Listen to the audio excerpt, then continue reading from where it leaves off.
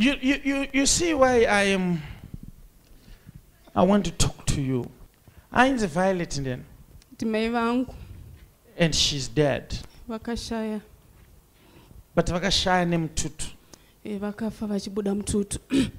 Apa ndakuda kumbodzikisa kejambijana for the next 5 minutes. Vamwe ngatigare zvedu pasi. Don't worry. No worries. Nyaya iri kuitika ndeyekuti pakafa mai vako pakataurwa nyaya yababa vachinzi vane mushonga wedivisa. Yes, Prophet, vanorimisa fodya. But imi munogoti vane divisi sei? Ivo vanogara kumusha here kana kuti vanenge vari muno? Nguva yavo zhinji vane vari kuno vanorimisa nevashandi. Vanorima through phone. Through phone? Yes, Prophet. Pane nguva dzaunorota baba wako vachikuita mukadzi, is it true? Yes, Prophet. Husiku hwega.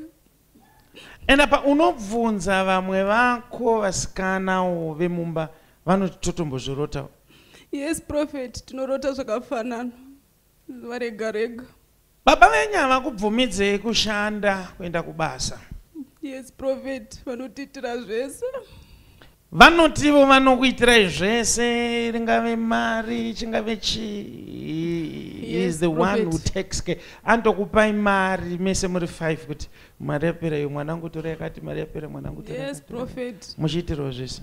Yes, Prophet. Aiwa, ndibaba wane rudo ka. Chaita kuti ndikushedze nyaya yekuti ndiri kuti hazvibvumidzwa kuti paitike chinhu chisina uprofita.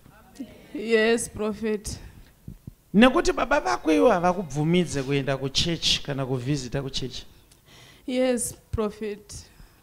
But uri pana panasi. Ndatoita kutiza nokuti havako vakaenda kunotarisa fodya yavo kumusha. Voita kutiza? Ndangotizawo zvangu. But mistake yawaita ye1 hauna kutiza nokuti mudara wako ari kuzviziva kuti wabva kumba. Tibatsirei handizive saizvozvo. Haasi kutomboziva nemushonga. Vanoziva seiko Prophet handizive? Ngatimbotaurai nezvemuzukuru uyu. Vana Thomas muzukuru wedu kuti vanowanzogara naye vachitaura naye. So maybe kana muchitodaro mukutoreva kuti ndiwo anovaudza. Zvese zvamunoita muzukuru anosvitsa. Inyoka, Prophet, inyoka.